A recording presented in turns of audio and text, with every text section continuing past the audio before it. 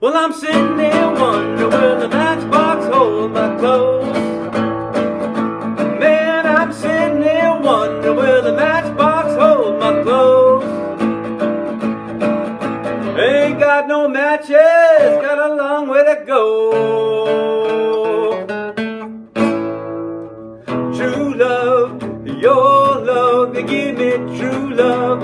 Your love, a true love, baby, that's what you give to me.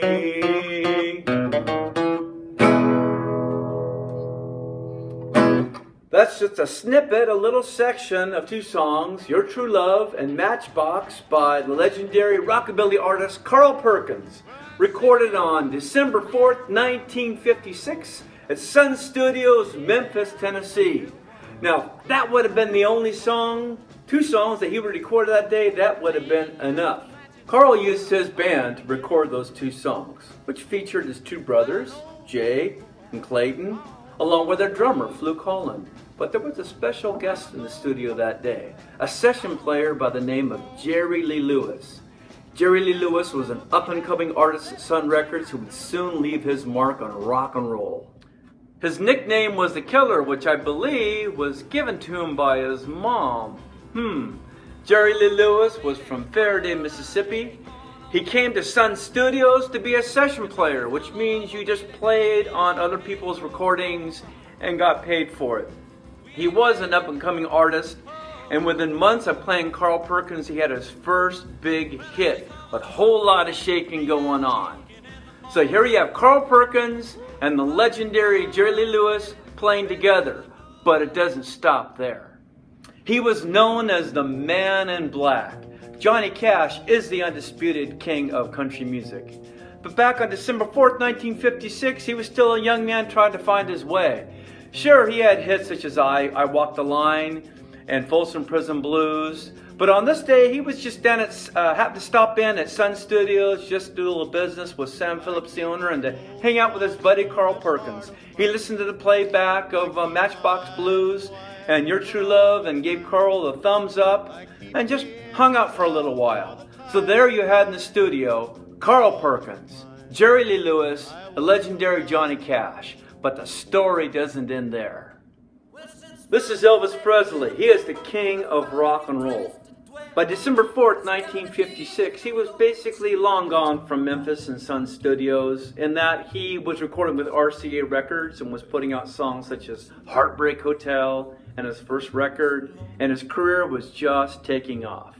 But on this day, December 4th, 1956, he was cruising around Memphis. He was home for the holidays from his tour.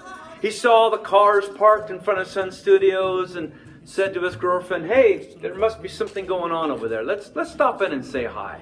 So they parked their car and walked in the studio, and immediately they were greeted by his buddy Johnny Cash and Carl Perkins and the owner Sam Phillips. He'd never met Jerry Lee Lewis before, but that was his introduction.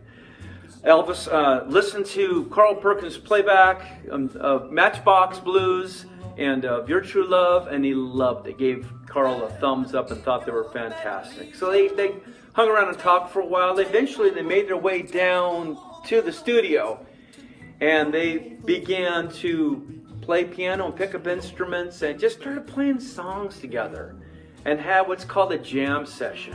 Just playing songs together that they all know, mostly gospel songs and some early rhythm and blues songs for 2 hours.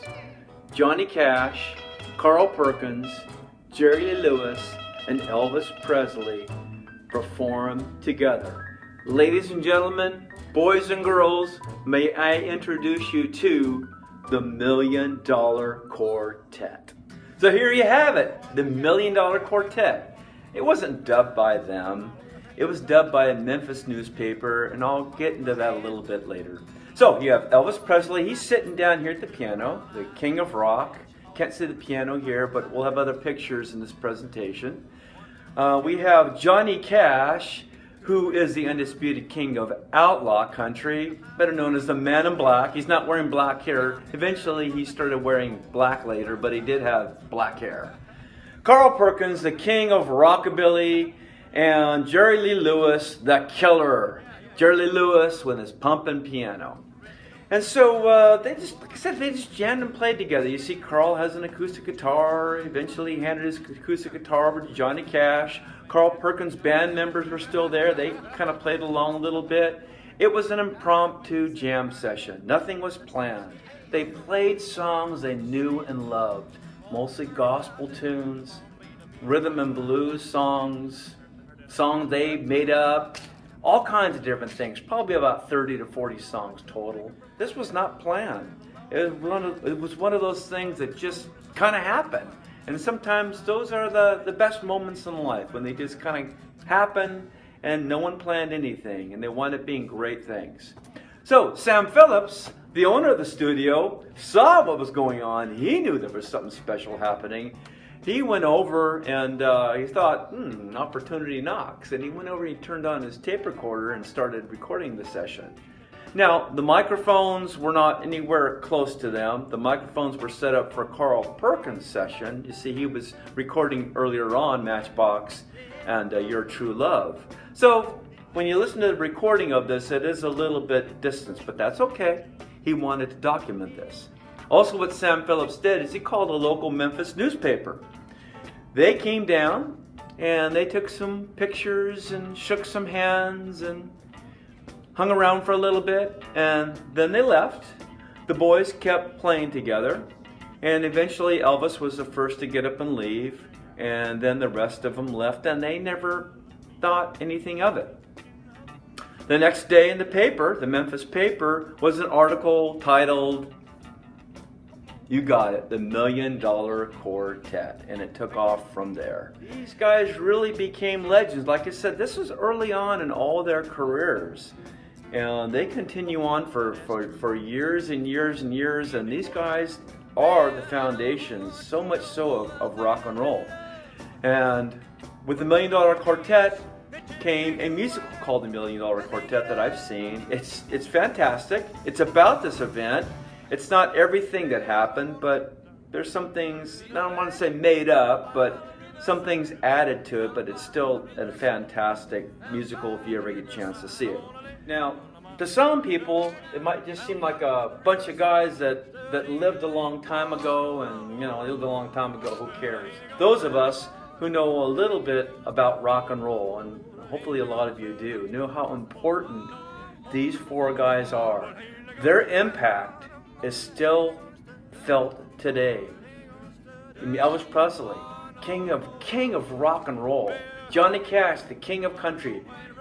Carl Perkins, king of rockabilly, and Jerry Lee Lewis, who is still alive, by the way, the undisputed king of the piano and of rockabilly piano.